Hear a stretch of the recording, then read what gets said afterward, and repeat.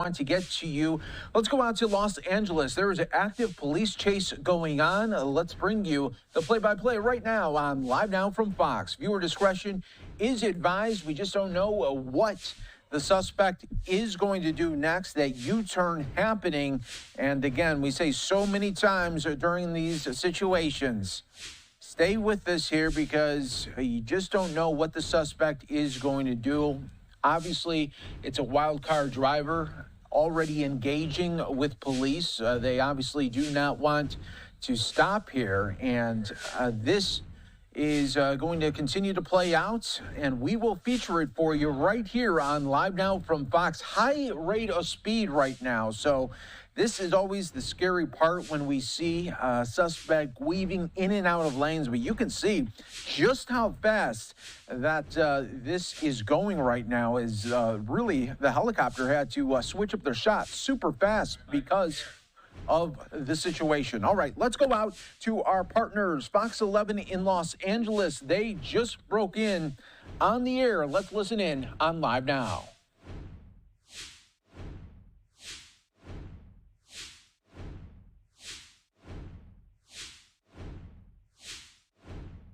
What's the cross? Some of the exits right there that we're seeing.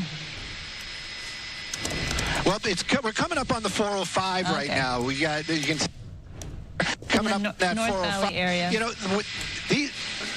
North Valley, definitely going to be Granada Hills, North Valley. But you can see those speeds. Look at that, 117 miles an hour. Now, a lot of these vehicles, especially these newer ones like that, they have limiters set up for, the computer. They're just not going to let that car drive that fast. But if this person does any kind of, just even bumps into something right now at these high speeds, that could be very tragic for that driver and anybody else that may be in the vehicle. I am trying to listen to what California Highway Patrol is talking about. Haven't heard about anything but the driver. But again, California Highway Patrol in active pursuit this morning, still on the 118. We're going to start running out of 118. We'll have a choice out here, the 210 and or the 5. I also know that TOC, if we were going to stay on the 210, TOC is our technical people. We might have to start switching up some mountaintops. But right now, still continuing, now in the emergency lane, speeds in the triple digits. This car really moving out. California Highway Patrol doing what they can to keep the public safe. Well, it is kind of like a Friday light situation, you could say, on the freeway, which is giving this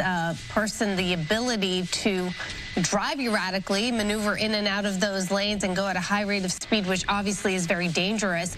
But because there's lack of traffic, that individual is able to drive this way.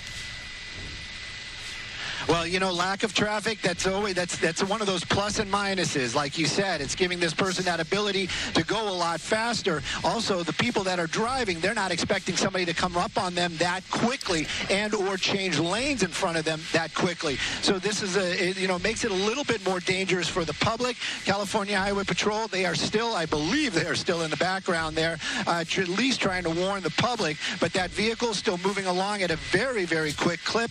I know the helicopter is still here following it, and of course Skyfox is going to keep an eye on it as well. But you know what, when I did that wide shot, I did not see any of those California Highway Patrol vehicles. So maybe they have backed off, giving this. Now I'm getting confirmation. I'm being corrected. They are still in pursuit, and that's really a big positive. At least, again, in my opinion, my humble opinion, I'm just a guy in a helicopter.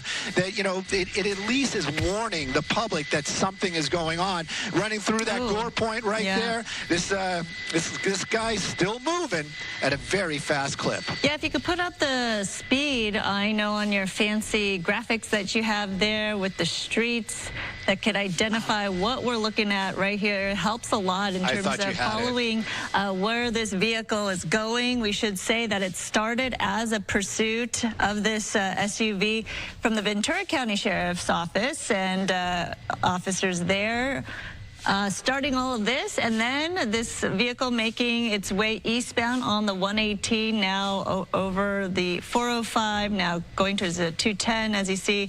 So clearly eastbound, and yeah, look at the speed there, Stu. Definitely, and I'm sorry about that. I thought you guys were seeing the same thing I was. My bad, my bad.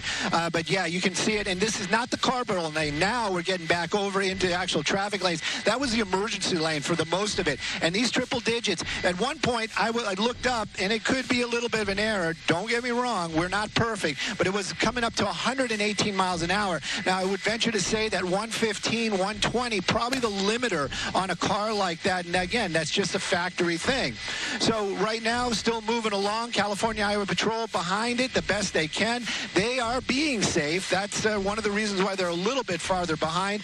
Again, though, the biggest fear for us watching right now, somebody getting hurt, be it that driver and or an innocent person. Look how fast he's passing these other vehicles. And then when he does those little maneuvers where he cuts somebody off, you know, one tiny mistake, and that could be devastating. Right now, back in that emergency lane, I always say it, and I really mean it, you know, anytime I even go through a gore point, I wind up with nails in my tire. I'm always amazed at how these guys can drive for miles and never have any problems with their tires. But continuing on right now through that on the emergency lane, we're picking up. We are on the 210. We're going to start getting into the La Cañada area. I'm hopeful that we'll be able to keep a signal up because it's going to be one of those spots where our microwave signal might be having a problem. But right now, though, we're keeping an eye on this pursuit. California Highway Patrol chasing him. Originally started in Simi Valley. I do know Simi Valley deputies originally were in pursuit, and then they handed it off to California Highway Patrol. Again, the original want, unknown to me at this time. Well, actually, we're finding out some information according to the CHP West Valley scanner that the original want may have been theft. It's still at this point, here? Yeah, but we're not sure. Obviously, unconfirmed, and information changes moment to moment as we watch and follow something like this occurring. But it's really the speeds that are dangerous at this point. Araxia pointed out Friday light. But soon, you know, you're going to be dealing with more Friday traffic as conditions change out there on the roads. Well, you know, the 210 is traditionally kind of one of those freeways. It's like if you live in the valley, it's kind of that secret way around things. Yeah, you're going to put a little more miles on your car, but you're not going to sit in traffic for the most part. So this is going to be pretty much wide open. Now, it depends upon where he winds up, or she. If we take the two... Uh-oh. All right, it looks like we lost signal there with Stu for a moment. We'll try to work on that. As we watch this, there you see indicating where we are exactly, the 210 East and exit 11 there at Sunland Boulevard, Tahunga. That's fine. There you are, Stu. Okay, so we're seeing this vehicle just continue to drive erratically, pick up speeds, going very, very fast, weaving in and out of traffic. Obviously, the people who are on the road have no idea what's going on, and that's always very nerve-wracking and dangerous to see. Definitely, and again, this is continuous. We've been climbing uphill right now, making our way. We're behind Mount Lee, and you can see that vehicle still continuing on. I wonder if that was a California Highway Patrol that he passed right there. It's just one of those ones where you just kind of wonder, what is the point? I always kind of think to myself, why is this person running? You know, they're not going to get away. If it's an emotional thing, maybe this is getting something out of their system, but you're putting so many people at risk. Anybody you're passing at those high speeds, and then of course, you know, yourself behind the wheel. I understand that there is a little bit of a helicopter swap right now. We actually have a sheriff ship over it. We are in La Cañada. Maybe they made their way over here knowing this was coming their direction. But those speeds and how this person passing everybody out here in the La Cañada Tahunga area, it's a little nerve-wracking. And then those lane changes, they've been kind of sweeping right now. Like you said, a little bit Friday light. He's got those opportunities to make those kind of wide turns. But sometimes he gets into those traffic situations, and even at those high speeds, makes those abrupt turns. I'm worried about this vehicle colliding with somebody else on the roadway. Everybody else doing the speed limit. This person doing almost double the speed limit. Yeah, anytime you see a car driving like that, whizzing by you, you kind of wonder, you know, what the situation is. I know I take pause and wonder if it's a pursuit going by, but clearly that's the situation here. If you're driving along this freeway and you're seeing this car going by at triple digits in terms of how fast it's speeding by, really dangerous. And obviously we're having trouble with the signal right there, but we are staying on top of this pursuit of this dark SUV that started in the Simi Valley area. And with that, we're at the 11 o'clock mark of Good Day LA Plus, GDLA Plus, and we welcome all of you. We are watching this pursuit. We began watching this towards the end of the 10 o'clock hour. Stu up in Skyfox over the scene right now. There you see it on the 210 East, passing exit 17, La Crescenta there. Obviously, this vehicle we hear is a theft suspect, wanted for some kind of a theft issue. You see how dangerous this individual is as he or she makes his or her way down the freeway there. Gosh. Very close. Very close. So many vehicles. I know it is really nerve-wracking, just complete disregard for any rules and laws and other people's safety at this point. So Stu, pick it up from there and tell us what else you see happening down below. We don't see the black and white vehicles or any CHP from this vantage point, but obviously they're giving this person some space because this is where it gets very dangerous when they feel as though they have nothing to lose. You know, I'm trying to. Whoa! Oh my goodness! Oh my gosh! I don't want to show that on television.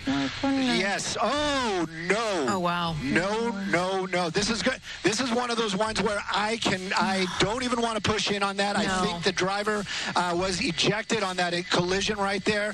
We're going to need a moment or two to actually find out exactly what happened, but definitely collided with that pickup truck. And this is what I was talking about the whole time. That type of collision, you know, that if what I saw is what I saw, which I hope it's not, this has come to a very tragic ending. You can see the California Highway Patrol. I want to push in, but I don't want to put anything on air that would be offensive or, you know, that we don't want to see. But you can see California Highway Patrol still kind of close by. Maybe that was just the airbag that I saw floating around on the outside of that vehicle when that collision happened. But it definitely looked like it definitely hit on the driver's side. There is no doubt about that. And, of course, it ripped open the side of that car. California Highway Patrol making their way over there right now. I'm looking for some kind of acknowledgement if I can push in a little closer, if I should stay wide. It looks like they are taking the person out of the vehicle right now, but that condition I can't say because we can't see it. But this pursuit coming to a very tragic end out here. We're in the Pasadena area, technically 210 right by the exit 19, which I think might actually be the 2.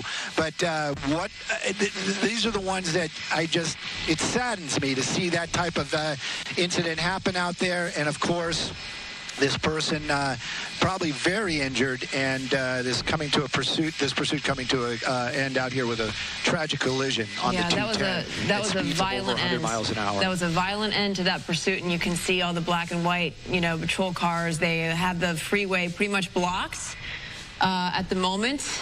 We saw the driver. The impact seemed to be only on the driver's side of the vehicle, right? And you can see that, it just ripped an entire hole through the driver's side of the vehicle and dragging some of the parts of the car along with it. And we don't know what the status of the driver is, but certainly it had to be very, very injured at that point.